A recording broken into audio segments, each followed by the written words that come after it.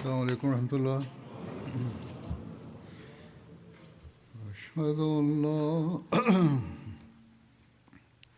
أشهد أن لا إله إلا الله وحده لا شريك له وأشهد أن محمدا عبده ورسوله أما بعد فأعوذ بالله من الشيطان الرجيم بسم الله الرحمن الرحيم الحمد لله رب العالمين الرحمن الرحيم مالك يوم الدين إياك نعبد وإياك نستعين اهدنا الصراط المستقيم صراط الذين أنعمت عليهم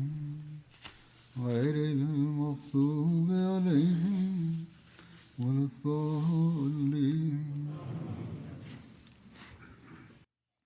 Hazrat Amir al-Mu'minin Mwenyezi Mungu amsaidie sana anasema, kwa fadhili ya Mwenyezi Mungu mwezi wa Ramadhan umeanza tangu jana.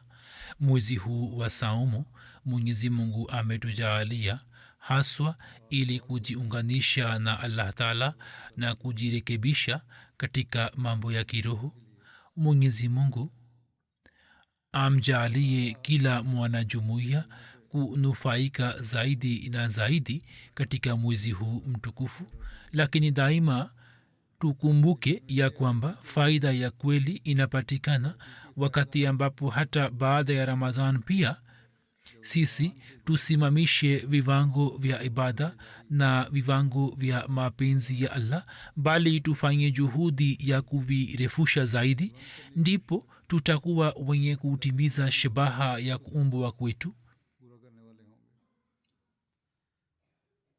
Kama tangu wiki chache zilizopita nimeendelea kueleza kuhusu mapenzi ya Mtume sallallahu alaihi wasallam kwa Allah, njia za kufanya ibada na viwango vyake, na nasaha alizofanya kwa waumini ili kuzifuata. Kisha nilikuwa nimeeleza matukio mbalimbali ya mtumishi wake mkweli aliyoyafanya katika kumtii mfano mwema wa Mtume sallallahu alaihi wasallam. Hivyo mada hii inaendelea hadi leo, na leo kwa mujibu wa Ramadhan pia itaendelea. Nitaeleza baadhi ya matukio ya sira ya Masihi Maud alayhi wasallam ambayo yanadhihirisha uhusiano wake kwa Allah na maombi yake na dua zake. Hii pia ni fadhili makhsus ya Mwenyezi Mungu ya kwamba matukio haya kuhusu ibada na mapenzi ya Allah ambayo ni ya kiongozi na mtumishi wake yamefikia hapa hadi sisi tumeingia katika mwezi wa Ramadhan. Tunaendelea kupata taufiki ya kujichunguza kwenye swala hilo, na tunaweza kufanya hivyo kwamba sisi tuweze kuboresha hali zetu.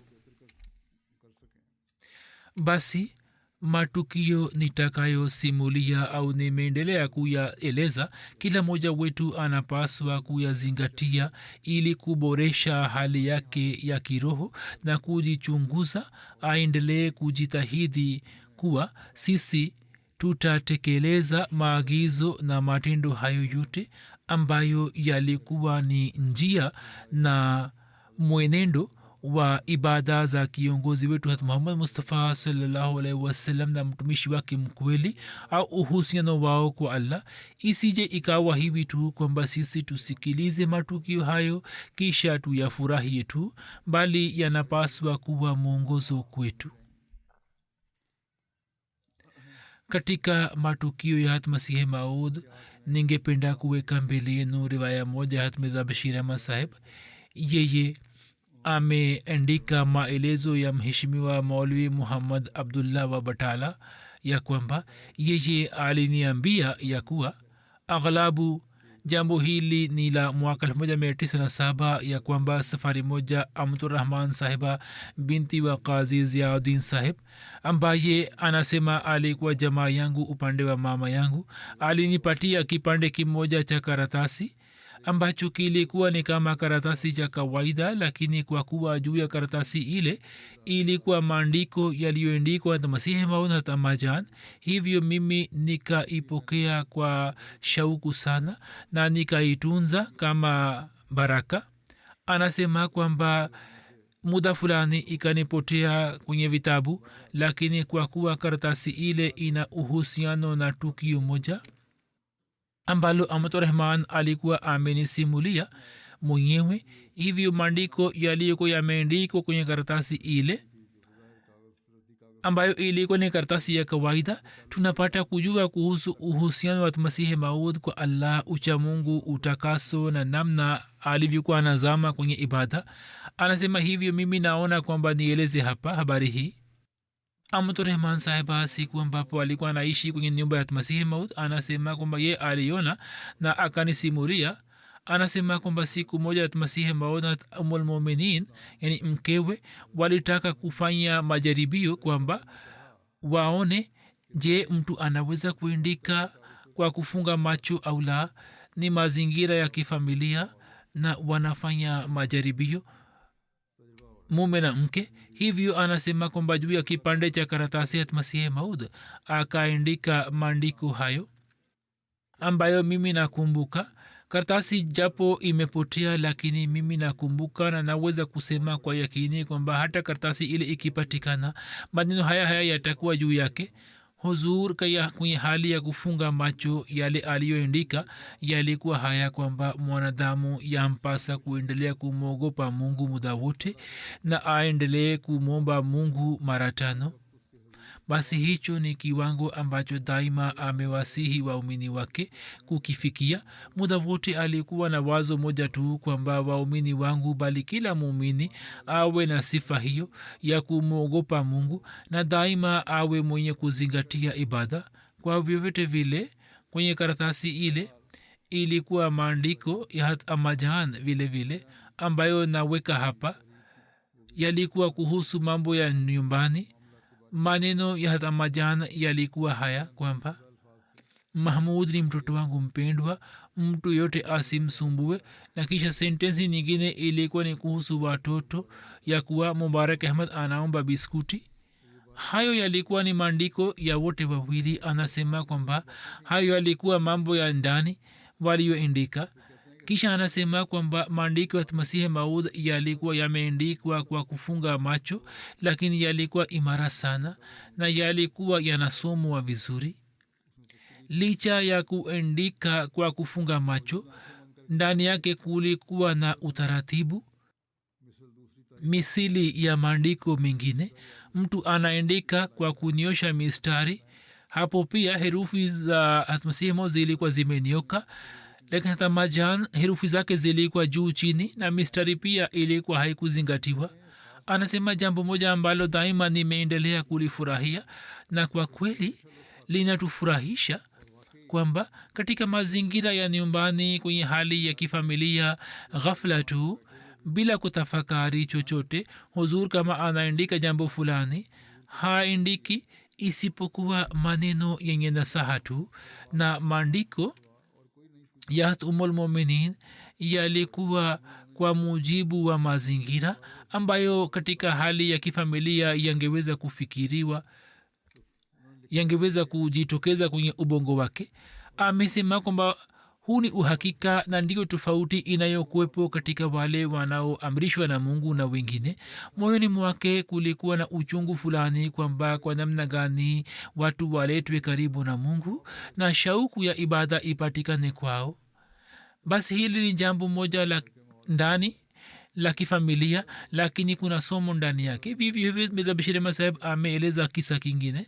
Mia Abdullah Sanori anasimulia Hazrat Saheb mwaka 1884 alinuia kwenda nje ya Qadian na kufanya ibada maalum, na pia akanuia kuitembelea nchi ya India. Hivyo akanuia kwenda Sojanpur wilaya Gurdaspur na akae Faraghani. Na kuhusu mpango huo huzur akamwindikia mia abdullah postcard. Mia abdullah anasema kwamba mimi nikamwomba huzur kwamba yeye pia anipe ruksa ya kwenda naye katika safari ya india. huzur akakubali ombi langu. kisha huzur akapokea ufunuo kuhusu safari ya sujanpur kwamba utatuzi wa maswala yako utatokea hoshiarpur. hivyo akasitisha nia ya kwenda sujanpur na akapanga mpango wa kwenda hoshiarpur.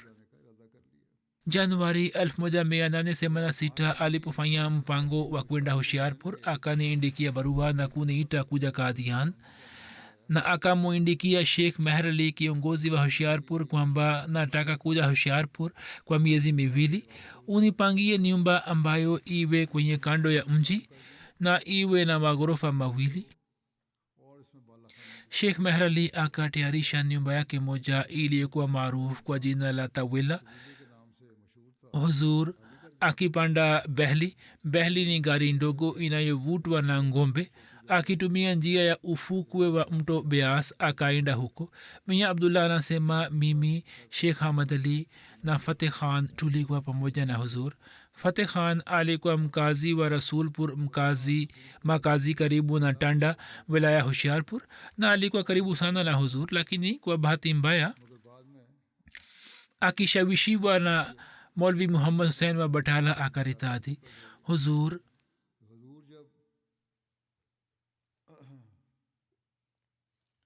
alipofika mtoni wakachukua safina ili kuvuka mto. anasema kwamba tulipokuwa kwenye safina huzur akaelekea kwangu na akasema mia abdullah, kukaa kwa mtu kamili ni mithili ya safari hii ya mto ambamo kuna matumaini ya kuvuka pia na kuna hatari ya kuzama mle. yaani mtu ambaye awe kamili mtukufu na wali wa mungu. mtu mwenye kukaa kwake mwisho wake unaweza kuwa wa aina mbili. anaweza kuvuka kama tunavyokwenda upande wa pili, safina hii inaweza kutugharikisha. anasema kwamba nikasikia jambo hili la huzur kwa juujuu, lakini sikutafakari juu yake. fateh khan aliporitadi nikakumbuka jambo hili la huzur. anasema sisi njiani tukisimama kwa siku moja katika kijiji cha fateh khan. siku ijayo tukafika hoshiarpur. tukifika huko hasahib akahamia juu, na ili sisi tusianze kubishana juu ya mambo madogo madogo akatupangia kazi tofauti. nikakabiziwa kazi ya kupika chakula. fateh khan akapewa kazi ya kuleta bidhaa kutoka soko. sheikh hamad ali akapewa kazi ya nyumbani kwenye ghorofa ya juu na pia kuwahudumia wageni. kisha masihi maud akaandika tangazo moja kwa mkono wake na akachapisha kwamba yani akasambaza kwamba kwa siku 40 mtu yote asije kunikutana wala mtu yote asini alike kwenye dhifa. baada ya siku 40 kupita nitabaki hapa kwa siku nyingine 20. kwenye siku hizi 20 wenye kukuta nami waje kukuta nami, wenye kuniita kwenye dhifa wanaweza kunialika na wana maswali waje kuniuliza maswali. huzur akatuamuru kwamba komeo ya mlango wa ndani iendelee kufungwa muda wote na hata nyumbani mtu yote asionge nami. nikimuuliza kuhusu jambo fulani aniitikie tu kama ni muhimu na mtu asije kwangu hapo juu. kisha alisema kwamba alisema kwamba chakula changu kuiletwe hapo juu tu, lakini mwenye kuleta chakula asingoje hadi nile. vyombo vya chakula unaweza kuchukua muda mwingine. kisha alisema kwamba swala nitaswali hapo juu kwani ninafanya ibada maalum, hivyo nitaswali hapo juu na nini musali chini kwa pamoja. kuhusu ijumaa alisema kwamba kwa kuwa ijumaa ni muhimu, hivyo mutafute misikiti ulio pembeni kabisa wa mji ambapo tuweze kuswali katika faragha. hivyo nje ya mji ilikuwa bustani moja ambamo ulikuwa misikiti mdogo usio na makazi. huko siku ya ijumaa huzur alikuwa anakwenda na alikuwa akitusalisha na alikuwa anasoma hutuba mwenyewe. mia abdullah saheb anasema kwamba nilikuwa napeleka chakula juu na nilikuwa siongei na huzur, lakini huzur saa nyingine akiniuliza jambo fulani nilikuwa namjibu. siku moja huzur akasema kwamba mia abdullah, katika siku hizi milango ya fadhili kubwa kubwa za mungu imefunguka kwangu na saa nyingine kwa muda mrefu mungu anaongea nami. matukio haya yakiendikwa yatakuwa kurasa nyingi. hivi mia abdullah anasema kwamba funuo kuhusu mwana aliahidiwa pia zilifunuliwa katika kipindi hiki maalum, na baada ya kufanya ibada maalum alikuwa ametangaza kuhusu bishara ya mwana aliahidiwa kutoka hushiarpur. hili ni tangazo la februari 20 1888 linalojulikana katika jamaat kwa jina la bishara ya mwana aliahidiwa. huu pia ni mpango wa mungu kwamba leo ni februari 20 na pia ni siku ya kutimia kwa bishara ya mwana aliahidiwa kwa shani yake yote. mwana huyu aliyeahidiwa aliyezaliwa, na kwa mujibu wa bishara ukhalifa wake ukadumu kwa miaka 52 na mungu akamjalia mafanikio makubwa. bishara zote, funuo na maelezo yaliyokuwa kwenye bishara yote yakapata kutimia kwenye dhati ya mirza bashiruddin mahmud ahmad razillah anhu. na mimi nasema huu ni mpango wa mungu, kwani tukio hili limekuja mbele yangu leo.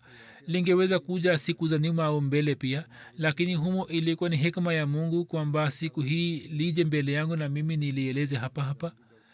kuhusiana na februari 20 ambayo ni siku ya bishara ya mwana aliahidiwa, nimeeleza hali namna ilivyotokea tukio hili. hatmasihi maud alipoenda kufanya ibada maalum. siku hizi mikutano inafanywa katika jamaat na tunapata kuelewa kuhusu historia. mta pia inatangaza matangazo mbalimbali yatupasa kunufaika nayo. anasema kwamba siku 40 zilipopita hatmasihi maud kama alivyotangaza akabaki kule kwa siku 20. watu wakamwalika kwenye dhifa, vingine wakaja kuongea naye kuhusu mambo ya dini, na pia wageni wakaja kutoka nje ili kukutana na huzur. huzur akafanya mjadala na murlidhar ambayo imepigwa chapa kwenye kitabu chake kiitwacho wanja wa jicho la kiaria.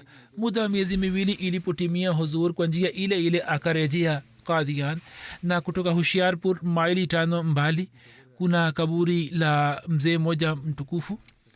huzur alipofika huko akashuka chini na akasema kwamba mahala hapa ni pazuri penye kivuli, hivyo tupumzike kidogo. kisha huzur akaelekea upande wa kaburi, na inasemwa kwamba hili ni kaburi la mzee moja mtukufu. mia abdullah anasema kwamba nikaenda nyuma ya huzur. sheikh hamad fateh khan wakabaki karibu na gari la ngombe.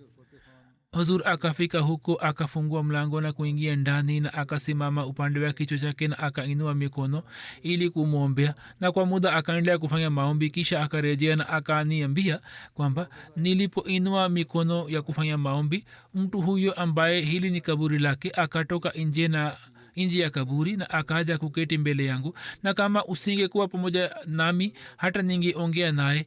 macho yake ni makubwa na ana rangi nyeusi. kisha akasema kwamba angalia kama kuna mhudumu yeyote hapa wa kaburi, tumuulize hali ya hapa. hivyo huzur akamuuliza mhudumu. ye akasema kwamba mimi sikumwona mzee huyo, kwani miaka 100 imepita tangu afariki dunia. ndiyo nimesikia kutoka kwa mababu zangu kwamba mzee huyu alikuwa mzee mtukufu sana wa maeneo haya na alikuwa na athari sana kwenye maeneo yake. huzur akamuuliza kwamba maumbile yake yakoje. akasema nimesikia kwamba alikuwa na rangi nyeusi na macho yake yalikuwa makubwa. kisha tukatoka huko na kufika Qadian. akaeleza maumbile yale yale aliyoeleza hatmasihi maud mzee alipokuja kuketi mbele yake. hivyo baadhi ya watu wasemao kwamba wanaongea na wafu, baadhi ya watukufu mawalii na manabii wa mungu wanaongea hivi. hizi ni njia za mwenyezi mungu tu. kwa vyote vile safari hii ilikuisha na wao wakafika Qadian. Hazrat Mirza Bashir Ahmad Saheb anasema kuhusu safari hii, anasema nilimuuliza Mia Abdullah kwamba Hazrat Saheb kwenye zama ile ya faragha alikuwa akifanya nini na ibada yake ilikuwa ya namna gani. Mia Abdullah akanijibu kwamba hiyo hatujui, kwani huzur alikuwa akiishi juu kwenye ghorofa na sisi hatukuwa na ruhusa ya kwenda juu. tukienda kumpelekea chakula tulikuwa tunaenda kwa ruhusa. Mia Abdullah alikuwa anasema kwamba siku moja nilipoenda kumpa chakula, hazrat saheb akaniambia kwamba nimepata ufunuo usemao bure ka man fiha wa man haulaha na huzur akatoa ufafanuzi wake kwamba man fiha muradi wake ni mimi yani masihi maud na man haulaha muradi wake ni nini mlio pamoja nami mia abdullah saheb alikuwa anasema kwamba mimi mchana kutwa nilikuwa na baki nyumbani tu isipokuwa siku ya ijumaa tu nilikuwa naenda pamoja na huzur na sheikh hamad ali pia alikuwa anabaki nyumbani lakini fateh khan mchana kutwa alikuwa anakaa nje na aghlabu hazrat masihi alipopokea ufunuo huu alikuwa nje hilo ni wazo la mitabshirama saheb mia abdullah saheb alikuwa anasema kwamba siku zile fateh khan alikuwa anamwamini sana hazrat masihi maud hata wakati wa kuongea nasi alikuwa akisema kwamba hadhrat saheb mimi namwona ni nabii na mimi juu ya jambo lake hili nilikuwa na hisi hofu kwamba nabii kivipi anaweza kuja nabii hawezi kuja hii ilikuwa ni kwa sababu ya itikadi yangu ya zamani lakini fateh khan wakati ule alikuwa akimwamini sana na alikuwa akimwita nabii ambapo huzur alikuwa bado hakupokea baiati wala kudai madai yoyote ni jambo la miaka 3 kabla lakini alipoteleza akaritadi hivi mtu daima anatakiwa aendelee kufanya maombi ili mwisho wake uwe mwema na imani yake iwe imara afanye dua kwa ajili yake hasa maombi ambayo mnafanya katika ramazan mufanye dua hii vile vile kwamba allah atujalie mwisho mwema na aimarishe imani yetu mia abdullah saheb alieleza zaidi kwamba safari moja nilipoenda kumpelekea chakula huzur akaniambia kwamba mwenyezi mungu anaongea nami kwa njia mbalimbali kama nianze kueleza mbele ya watu hao wote ambao mnawaona wananiamini sana wote wageuke na hivyo ndivyo itokavyo kwamba baadhi ya watu alipodai wao wakaanza kumpinga na wakazidi katika kumpinga kwani watu hawa hawawezi au hawakuweza kufikiri kwamba mungu anaweza kuongea hivi vivyo hivyo kuna tukio jingine kuhusu swala yake namna alivyokuwa na swali baadhi ya watu wanaongelea mambo ya kifikhi kwamba namna gani tunapaswa kuswali na kufunga mikono hata masihi maud alaihissalatu wassalam alikuwa anafanya nini wakati wa ibada na wakati wa swala katika tukio moja riwaya moja inapatikana mia ali muhammad sahib anaeleza njia ya masihi maud ni njia ya kuswali safari moja nilimwona huzur akisali suna kabla ya farazi alikuwa na swali suna huzur alikuwa amefunga mikono juu ya tumbo lake na kidole chake cha katikati cha mkono wa kulia kilikuwa kinafikia kioni chake wakati wa sijda alikuwa anaweka pua na paji lake juu ya ardhi na vidole vilikuwa vinanyoka upande wa kaaba alipokuwa akiinuka kwa kuwa kilemba chake kilikuwa kinalegea nyuma alikuwa anasawazisha kwa kidole na ameandika kwamba suna hizi huzur ali swali kwenye misikiti wa aksa na kisha na swala ya farazi ilianza ambayo ilisalishwa na maulid nurdin saheb hivyo hat muhammad jamil saheb anasimulia kwamba marazi ya tauni yalipoibuka na hazrat masihi maud akahamia kwenye bustani pamoja na familia yake anasema kwamba sisi tulikuwa tunazingatia ulinzi wakati wa usiku kwani kwa sababu ya marazi ya tauni kukaa kwenye sehemu iliyo wazi kunakuwa na faida hivyo alikuwa amehamia huko anasema wakati wa ulinzi tukipita karibu na hema la saheb tulikuwa tunamkuta huzur kwenye sala na ibada tu mungu anajua atakuwa analala wakati gani chaudhry bai abdurrahman saheb anasimulia kwamba huzur alikuwa na swali sala tahajudi kwa unyenyekevu sana hivyo kwenye chumba kilichopo mbele ya msikiti mdogo sauti yake ilikuwa inasikika ilikuwa kawaida ya huzur alikuwa narudia mara kwa mara ihdina sirata mustaqim dua hii yatupasa kurudia mara kwa mara ili mungu atujalie mwongozo na atusimamishe juu ya mwongozo master nazir hussain saheb akieleza hali ya tahajudi yake anaandika kwamba safari moja wakati wa kuenda jhelum sisi tulikaa katika mji wa lahor kwenye nyumba ya babu yangu minga jalaluddin saheb. Hatmasihe maud alipitisha usiku kwenye chumba na mahala paliandaliwa kwa ajili yake. Anasema kwamba mimi pia nikalala karibu na mlango wake kwenye varanda. Nilipoamka usiku kama saa 9 nikamwona huzur ndani ya chumba alikuwa akiswali. mi pia nikaenda kutawaza na kusimama nyuma ya huzur na nikaanza kuswali. Nikafanya juhudi sana kwamba nisimame kama anasema huzur au nifanye rukuu na sijida kama alifanya yeye, lakini sikuweza kufanya. kwenye raka 2 tu mimi nikachoka sana, na huzur alikuwa kwenye raka ile ile tu nilipokuwa nimeenda kushiriki. Yani raka 2 alikuwa na swali na huzur alikuwa na swali raka ya kwanza tu na alikuwa kwenye hali ya kusimama tu. Ndipo anasema kwamba mimi nikachoka, na anasema kwamba mimi nikaacha swala yani pamoja naye na nikaanza kuswali peke yangu. Huo ulikuwa ni mfano mmoja wa masihi maud katika kumtii kiongozi wake, na ilikuwa juhudi yake kwamba atimize haki ya ibada ya mwenyezi mungu. Anasema kwamba wakati wa mchana tulipokuwa tumeketi karibu na huzur, na huzur alikuwa akiisihi jumuiya kwamba wasali sala ya tahajudi. mimi nikasema kwamba kama mtu ashindwe kusali tahajudi afanye nini kwa uchache. watu wanauliza kwamba kama tushindwe kusali tahajud tufanye nini. hapo huzur akasema kwamba wakati ule mtu asome istighfar kwa uwingi, amhimidie mungu na amsabihi kwa uwingi, kisha mtu anapata taufiki ya kusali tahajudi. sasa maombi ambayo aliwafundisha sio kwamba yatakuwa mbadala wa tahajud, bali aliwafundisha ili watu watapata taufiki ya kusali tahajudi. Mirza Bashir Ahmad ameandika kwamba mimi ninapozembea katika kusali sala ya tahajudi, ghalabu ni kauli ya Mirza Bashir Ahmad saheb au ni ya msimuliaji huyu.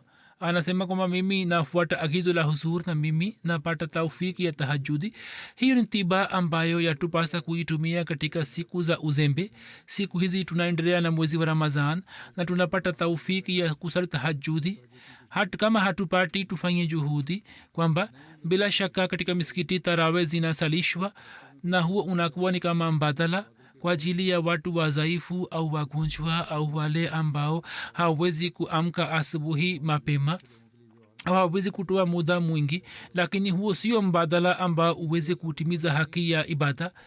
suna ya mtume sallallahu alaihi wasallam na njia ya mtumishi wake mkweli ilikuwa ndiyo hii kwamba kuamka usiku na musali tahajudi.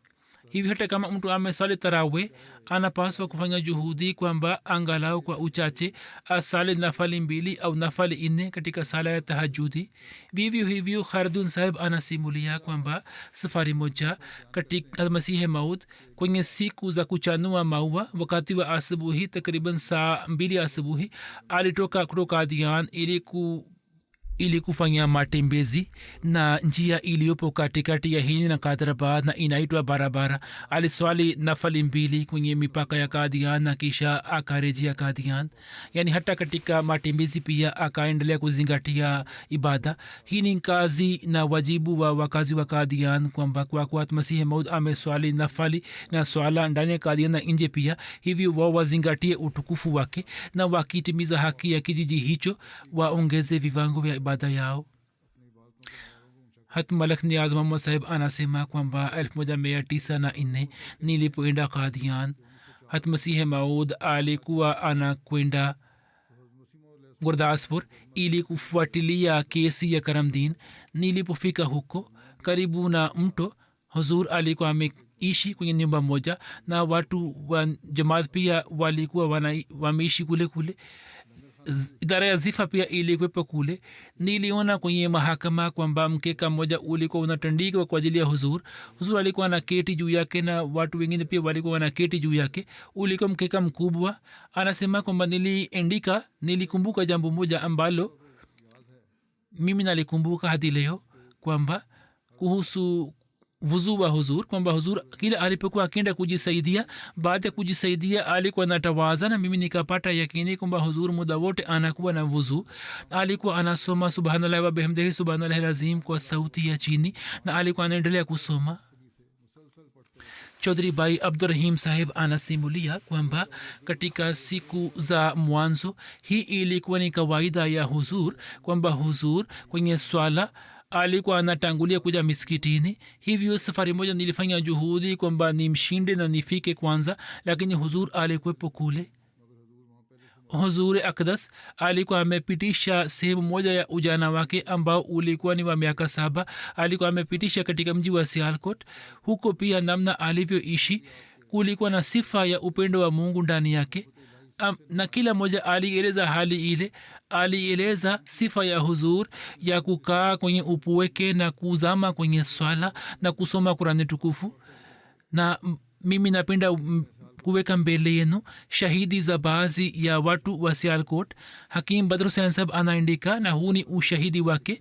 Japo huyu hata Masihi Maud alipodai kuwa Masihi na Mahdi alikuwa ameingia kwenye mstari wa kwanza wa maadui na alikuwa ameleta shutma na tuhuma zidi ya Masihi Maud vile vile, lakini hata Masihi Maud alipoishi Sialkot hakuweza kusahau kumbukumbu zake zile. Hivyo anaandika kwamba anasema kwamba Masihi Maud alikuwa mwenye uso mwema, mwenye jaziba na mwenye mawazo matukufu. Na alisema kwamba alipokuwa anaingia ndani, yani anaeleza tukio la wakati ule. Huzur alipoingia ndani akaomba maji ya kutawaza, na alipotawaza kisha akaswali swala ya magharibi, na pia alikuwa kwenye wazifa, yani akaendelea kumkumbuka Mwenyezi Mungu. Huu ni ushahidi wa yule aliyekuwa adui. Kisha baba yake Maulana Zafar Ali Khan Saheb aliyekuwa mhariri wa gazeti la Zimedar Munshi Sirajuddin Saheb marehemu alieleza kwamba Mirza Saheb, Mirza Ghulam Ahmad mwaka 1861 alikuwa anafanya kazi katika mahakama kwenye wilaya ya Sialkot. Wakati ule umri wake utakuwa miaka 22-23, na sisi tunaweza kusema kwa ukweli wote kwamba katika ujana pia alikuwa mtu mwema sana na mcha Mungu. Na baada ya kuhitimisha wajibu wake wa kazi, muda wake wote alikuwa anapitisha katika kusoma, na alikuwa hakutani na watu, yani alikuwa anakutana sana kwa nadra sana. Safari moja Sheikh Yaqub Ali Sahib Irfani alikutana na Sayyid Mir Hassan Sahib katika mji wa Sialkot. Alikutana na Sayyid Mir Hassan Sahib. Nilikuwa nimeeleza habari zake kwenye hutuba iliyopita. Yeye pia alisema huko macho yake yakilowa na machozi kwamba ni masikitiko sisi hatukuweza kumwenzi, na siwezi kueleza kamilifu zake za kiroho. Maisha yake hayakuwa maisha ya kawaida, bali alikuwa miongoni mwa watu ambao wanakuwa waja makhsus wa Mungu, na katika dunia wanakuja kwa nadra sana. Kuna tukio jingine ambalo mtu mmoja wa kawaida, mtu mmoja wa kijijini, namna ambavyo alivyoitambua nuru ya Masihi Maud, yani wale wanaompenda Mungu, nuru inatiririka kutoka uso wao. Mirza Bashir Ahmad Saheb ameandika kwamba mama yetu alituambia kwamba Masihi Maud alikuwa amemweleza kwamba safari moja katika kesi fulani nilikuwa naenda kwenye mlima wa Delhozi. Njiani mvua ikaanza kunyesha. Mimi na mwenzangu tukashuka chini kutoka gari la farasi na tukaenda upande wa nyumba iliyokuwa karibu. Mwenzangu akaenda mbele na akamwomba miliki wa nyumba ruksa ya kuingia ndani, lakini huyu akamzuia. Itakuwa chumba kadogo tu kama inawekuwa nyumba za watu maskini. Hapo wao wakaanza kubishana na mmiliki wa nyumba akapata hasira, akaanza kutukana mwenzangu akasema nataka kuingia ndani. Huyu akasema sitaki kwamba we uingie ndani. Huzuri anasema kwamba mimi kwa kusikia ugomvi huo nikaenda mbele, lakini mliki wa nyumba na mimi tulipoonana, mimi kabla ya kuongea chochote, huyu akainamisha kichwa chake na akasema kwamba jambo halisi ni hili kwamba mimi nina binti mwenye umri mkubwa, hivyo siwezi kumruhusu mtu aliye mgeni kuingia ndani, lakini wewe uingie ndani. Huzuru anasema kwamba huyu alikuwa mgeni, mimi sikumjua, na huyu pia alikuwa hanijui, lakini hiyo ni nuru ya Mungu, ni alama ya wema na utukufu ambayo hata huyu pia akaiona juu ya uso wake, na akasema kwamba unaweza kuja ndani. Zati ya Mwenyezi Mungu muda wote alikuwa anauzingatia katika shughuli zake zote, hakusahau kumkumbuka Mwenyezi Mungu. Hivyo katika kesi pia tumeona mfano huo huo, kama nilivyoeleza tukio lake. Katika muda huu mgumu, namna alivyokuwa na swali, kimsingi muda huu unakuwa mgumu kesi inaposikilizwa, lakini alikuwa anampenda Mungu na alikuwa anamtegemea sana kiasi hiki kwamba kesi inasikilizwa mahakamani, muda wote anaweza kuitwa ndani, lakini muda wa swala ukija alikuwa anaacha mahakama na alikuwa anahudhuria mbele ya Mwenyezi Mungu bila kuwa na hofu yote kuhusu madhara na hasara, na alikuwa anasema labbaik juu ya sauti ya Mwenyezi Mungu. Hicho ni kitu halisi ambacho kila mmoja anapaswa kukikumbuka, kwamba katika wakati wa swala mtu aitangulize swala. Huu ni mfano ambao ni mfano na ni alama makhsus ya mumini. Aliijifunza kutoka kwa kiongozi wake na akaweka mbele yetu mfano wake huo. Sheikh Yakub Sabir Fani kwa uzuri wake wote ameeleza hali yake hiyo. Anasema kwamba silsila hii ya kesi ilikuwa ndefu sana, na saa nyingine katika ufuatiliaji wa kesi alikuwa analazimika kwenda hadi chief court. Anasema kwamba mimi kwa wasomi wa sera ningependa kuwaambia kuhusu sehemu moja ya maisha yake ambayo ilikuwa ni uhusiano wake kwa Allah. Wale ambao wamepata bahati ya kukaa kwa Hazrat Sahib na kusikiliza mawaidha yake, au wale ambao wamesoma hutuba zilizopigwa chapa, wanajua kwamba Mirza Sahib daima alikuwa mfano wa msemo usemao dast bakar dil bayar, yani mkono unafanya kazi na moyo unamkumbuka Mungu. Na anasema kwamba alikuwa anawasihi waumini wake vile vile. Anasema kwamba kwenye kesi sisi tumeona kwamba mtu awe mwenye kudai au anayedaiwa anakuwa na uchungu na anakosa utulivu, lakini Mirza Sahib kila alipokuwa anaenda kufuatilia kesi zake alikuwa hana hofu wala kiherehere, alikuwa anaenda kwa heshima sana, na kwenye hali hii kwamba moyo unamkumbuka Mungu.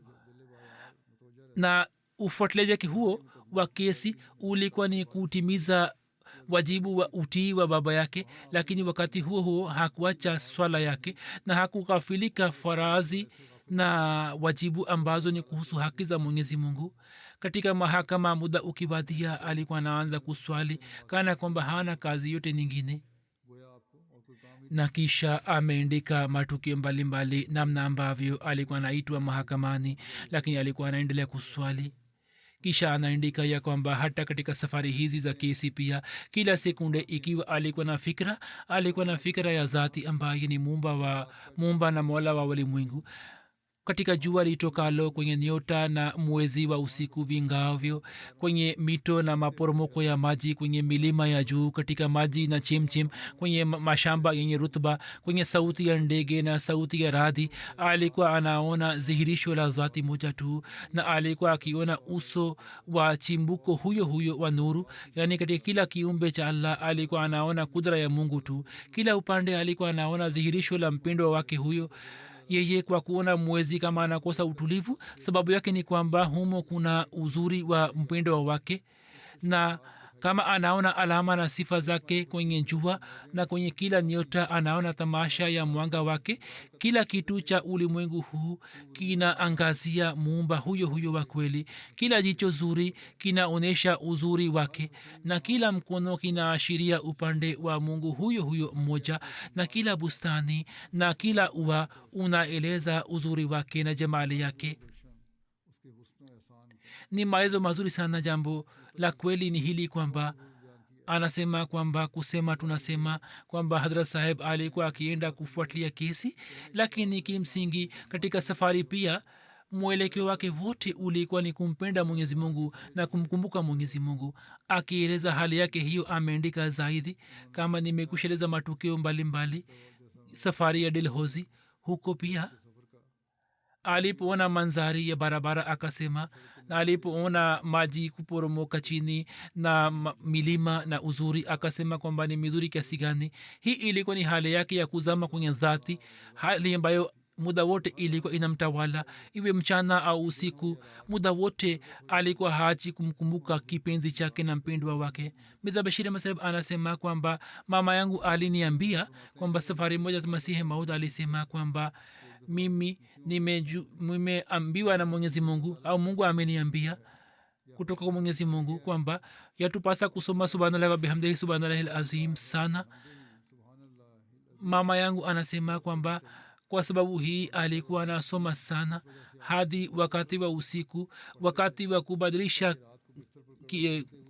hali yake ya mwili alikuwa anasoma kalema hiyo hiyo. mirza bashir saheb anasema kwamba nilipoeleza maulid shir saheb riwaya hii akasema hata mimi pia nimeona hata masihi maud alikuwa anasoma subhanallah wa bihamdihi subhanallahil azim.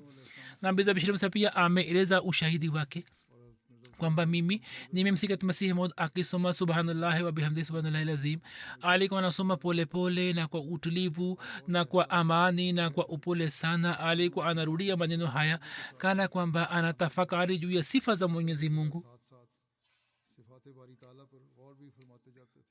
kisha mirza bashir ahmad saheb ameeleza zaidi kwamba pir sirajul kasam nomani aliniambia kwamba hazur namna alivyokuwa analala, baada ya muda alikuwa anaamka na alikuwa anatamka subhanallah subhanallah pole pole na kisha alikuwa analala. shekh yakub sabir fani anaandika zaidi kwamba hatmasihe maud alikuwa anapenda sana kukaa kwenye upweke katika kumtii kiongozi wake na mhisani wake nabii karim sallallahu alaihi wasallam. kama angekuwa na uwezo asingetoka nje. mara nyingi alieleza habari hii kwenye maandiko yake na kwenye hutuba zake. tabia yake ilikuwa ni kukaa katika upweke, lakini kwa jaziba ya mungu alipovutiwa na mwenyezi mungu akamwindikia baba yake, na kwa kusoma barua ile tutapata kujua kwamba huzur namna ambavyo kwenye ujana wake alikuwa hapendi dunia hii na alikuwa na fikira ya kuimarisha uhusiano wake na mwenyezi mungu. katika hali ya ujana barua aliyoandika ni dhihirisho na ushahidi juu ya tabia yake mtukufu. barua hii ni katika lugha ya kiajemi, naweka mbele yenu sehemu yake. alimwindikia baba yake kwamba katika siku hizi mimi naona kwa jicho la kizwahiri, yani mimi naona kwa jicho lenye fikra, na mimi nashuhudia kwamba katika nchi mbalimbali na miji mbalimbali kila mwaka janga linatokea ambalo linawatenganisha marafiki na jamaa, na kila mwaka mwaka wote mimi sioni kwamba moto unaowaka na majanga haya yanaleta shida na kiama. kwa kuona hali hiyo moyo wangu umepoa kuhusu dunia na uso wangu umejaa na hofu. siku hizi hali ya dunia ni mbele yetu ambayo inatukumbusha namna ambavyo mioto inaendelea kuwaka. hivyo tupasa kujenga uhusiano mwingi na mwenyezi mungu. na kisha aliandika kwenye barua hii kwamba Sheikh Musliddin Saadi Shirazi, nakumbuka shairi yake na machozi yanatoka kutoka macho yangu, kwamba makun takia bar umre na paidar mubaish aman azbazi ruzgar, yani umri huu usiotegemewa, usitegemee umri huu na usione kwamba wewe u kwenye amani. msifikiri kwamba sisi tumeangukia dunia tumesalimika. kisha aliandika kwamba sentensi hizi mbili Farukh Qadiani wakati ule hatmasihi maud alikuwa anatumia takhalus yake kama Farukh. anasema kwamba sentensi hii inatia chumi juu ya majeraha ya moyo wangu, kwamba be dunia du dil maband e nojwan ke wakte ajal mi rasad nagehan ewe kijana usiiangukie dunia hii kwani muda wa mauti unafika ghafla mimi natamani kwamba umri uliobaki niishi kwenye upweke nijisalimishe na watu na nimkumbuke mwenyezi mungu ili niweze kujiondolea maafa haya kutoka barua hii tunapata kujua ni barua ndefu hatmasihi maud hakutamani umaarufu wowote na alikuwa na uhusiano safi na mwenyezi mungu jambo hili ni la kweli kwamba alikuwa anapenda sana kukaa kwenye faragha na katika upweke hadi asingejitokeza kama utekelezaji wa amri ya mungu usingekuwa kwenye jicho lake anasema kwamba kama mungu akinipatia hiari kwamba unapenda chaguo gani kwenye kukaa faragha na kukaa kwa watu na hapa kwa dhati ya mungu nichague kukaa kwenye upweke yeye amenitoa nje laza ambayo naipata katika kukaa faraghani na kwenye upweke mungu anajua mimi nimekaa miaka 25 kwenye hali hiyo na sikutamani kwamba nipate umaarufu na kiti cha umaarufu mimi nimeendelea kukirihika kwamba kinikae kwa watu lakini nimelazimishwa na amri ya mwenyezi mungu alimwindikia baba yake barua na alikuwa ameacha wana wafalme katika umiliki wa baba yake kulikuwa na vijiji 7 lakini yote aliacha kwa ajili ya mapenzi ya mungu tu na yeye alikuwa anawasihi waumini wake hivyo kwenye tukio moja imeendikwa kwamba mia muhammad musa anasimulia kwamba safari moja nilienda kadian huko alikuwepo mtu mmoja muislamu mpya akamwomba masihi maud kwamba huzur nipatie ruksa mavuno yako tayari alikuwa mkulima mkubwa nataka kugawa kati ya watu wanaofanya kazi katika mashamba hazur alisema kwamba una mavuno kiasi gani akasema kwamba ni mavuno makubwa alisema kwamba mimi nikiacha vijiji vingi nimeshika mlango wa mwenyezi mungu wewe ukae hapa kwa siku zaidi uboreshe hali yako ya kidini na mambo ya kidunia umwachie mungu mungu atakujalia fadhili atakuwa anajua hali zake ndio maana alimwambia lakini sehemu amesema kwamba msiache dunia kabisa neema ambazo allah amewapatieni muziinzi na muzithamini kwa ajili ya malezi ya mwanajumuiya huyu mpya alikuwa amempatia ushauri huo hiyo inatokana na hali kila mmoja anapaswa kuona hali yake msizame kwenye dunia kwamba muzame kabisa na pia msiache dunia kwamba haki za dunia pia zikwishe ni mafundisho ya katikati ya islam ambayo tunapaswa kuyafuata lakini kumbukeni jambo moja kwamba mwenyezi mungu tusimwache mwenyezi mungu kamwe kwenye hilo tunapaswa kuchukua tahadhari sana hivi ilikuwa ni vipengele vya upendo na mapenzi na ibada yake niliyoeleza leo mwenyezi mungu katika ramadhan hii atujalie kutimiza haki sahihi ya ibada yake mwenyezi mungu atujalie kuzidi kwenye upendo wake ili tuweze kunufaika na ramadhan hii na fadhili zake na pia athari zake zibaki kwenye maisha yetu mwenyezi mungu atujalie tuwe waumini wa kweli na tuwe waislamu wa kweli katika siku hizi haswa mufanya dua kwa wale ambao waliotiwa kwenye kesi za uongo yani waahmadia kwa ajili ya ndugu waahmadia mufanya dua mungu awarahisishie pia mukumbuke umati wa kiislam katika maombi yenu mufanya dua ili dunia isalimike na maangamio mwenyezi mungu awaokoe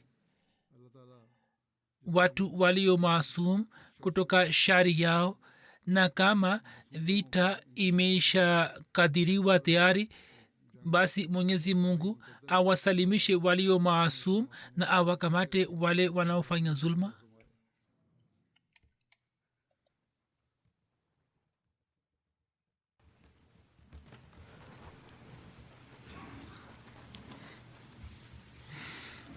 alhamdulillah الحمد لله نحمده ونستعينه ونستغفره ونؤمن به ونتوكل عليه ونعوذ بالله من شرور أنفسنا ومن سيئات أعمالنا من يهده الله فلا مضل له ومن يضلل فلا هادي له ونشهد أن لا إله إلا الله ونشهد أن محمدا عبده ورسوله عباد الله رحمكم الله إن الله يأمر بالعدل والإحسان وإيتاء ذي القربى وينهى عن الفحشاء والمنكر